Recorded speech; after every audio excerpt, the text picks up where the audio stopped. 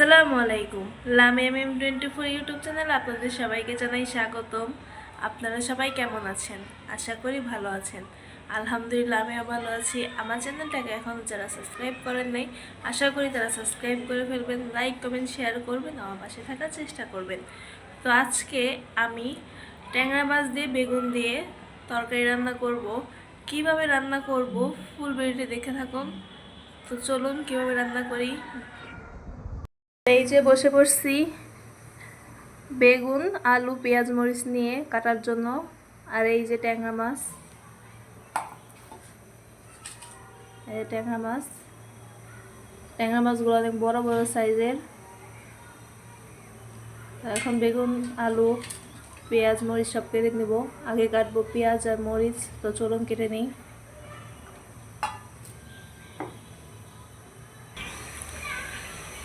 তো এই যে আমার পেঁয়াজ ছোলা হয়ে গেছে, এখন কেটে নিব। তো এই যে পেঁয়াজ আর কাঁচামরিচ কাটা হয়ে গেছে, এখন আলুগুলো ছুলে নিব আর বেগুনটা কেটে নিব। তো এই যে এদিকে আমার বেগুন আর আলু কেটে নিচ্ছি। এখন বেগুন আর আলুগুলো ভালো করে ধুয়ে তারপর রান্নাটা বসাই দেবো। তো চলুন। তো এখন রান্না করার জন্য কড়াই বসাই দিলাম আর কড়াইটা গরম হয়ে গেছে। এখন দিয়ে দেবো তেল। এখন তেল দিয়ে দিই।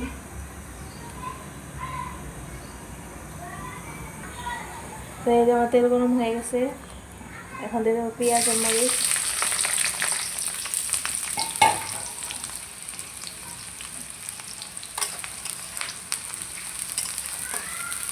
পেঁয়াজ আর মরিচটা ভালো করে ভেজে নেব। তো এইদিকে আমি আরেক চুলায় মিষ্টি আলু সিদ্ধ দিয়ে দিচ্ছি। মিষ্টি আলুটা পোড়া দিয়ে খাইতে অনেক মজা লাগে, কিন্তু গ্যাসের চুলায় পোড়া কীভাবে দিব, তো সেই কারণে সিদ্ধ দিয়ে দিলাম। সিদ্ধ দিয়েও খাইতে ভালো লাগে।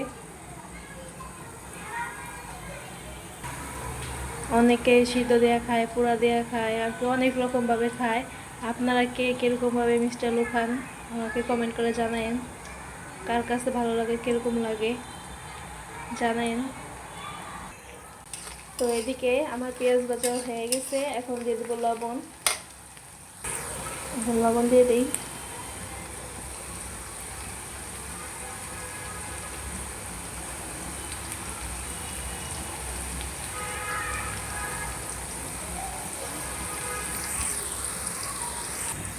এখন দিয়ে দেবো হলুদ।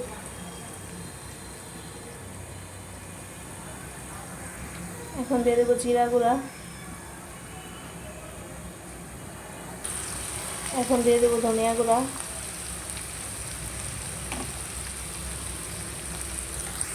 এখন দিয়ে দেবো মরিচের গুঁড়া।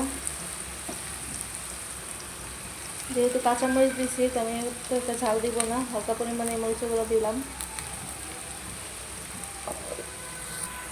এখন দিয়ে দেবো হালকা পরিমাণ পানি।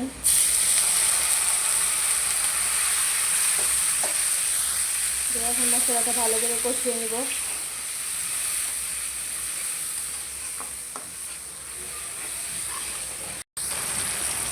এখন দিয়ে দেবো হালকা পরিমাণ আদা রসুন বাটা।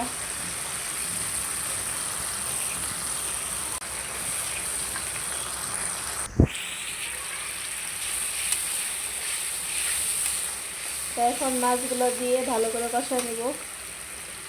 মাছগুলো দিয়ে দিই।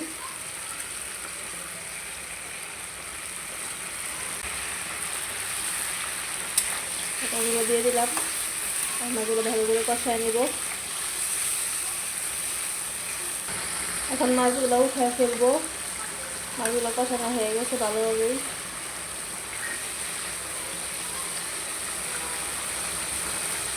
এখন উঠিয়ে ফেলবো।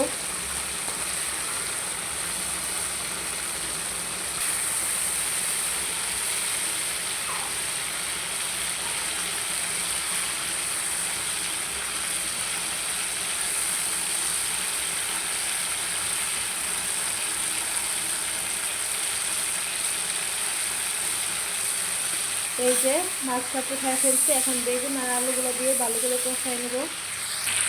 এখন বেগুন আর আলুগুলো দিয়ে দিই, দিয়ে ভালো করে কষাই নিই।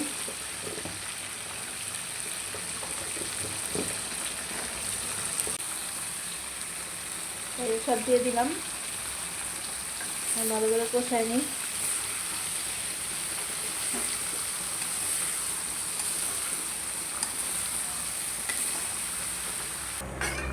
এখন কষাই নিই, ঢেকে দিব তার জন্য। এখন ঢেকে দেই। এদিকে আমার মিষ্টি আলু প্রায় সিদ্ধ হয়ে গেছে।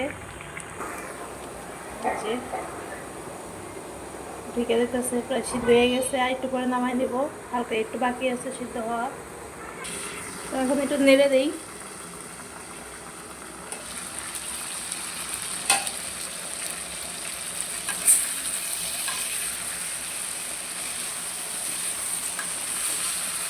সব গলে দিতেছে, আমার তরকারিটা কষানো হয়ে গেছে।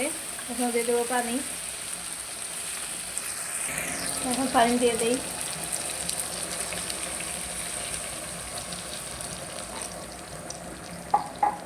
বেশি পানি দিব না, অল্প পানি দিয়ে রান্না করব। বেশিটা ঝোল দিলে ভালো লাগে না তরকারিটা খেতে।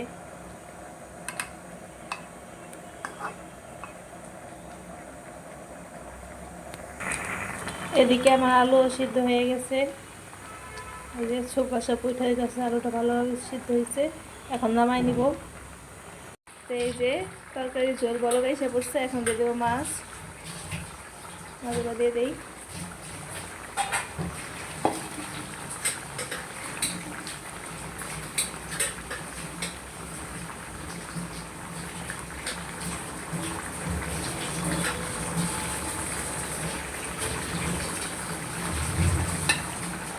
তো এই যে তরকারি হয়ে গেছে, এখন নামাই নিব।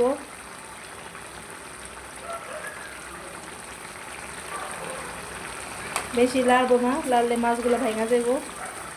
এখন নামাই নেই। তো এই যে তরকারিটা নামাই নিছি।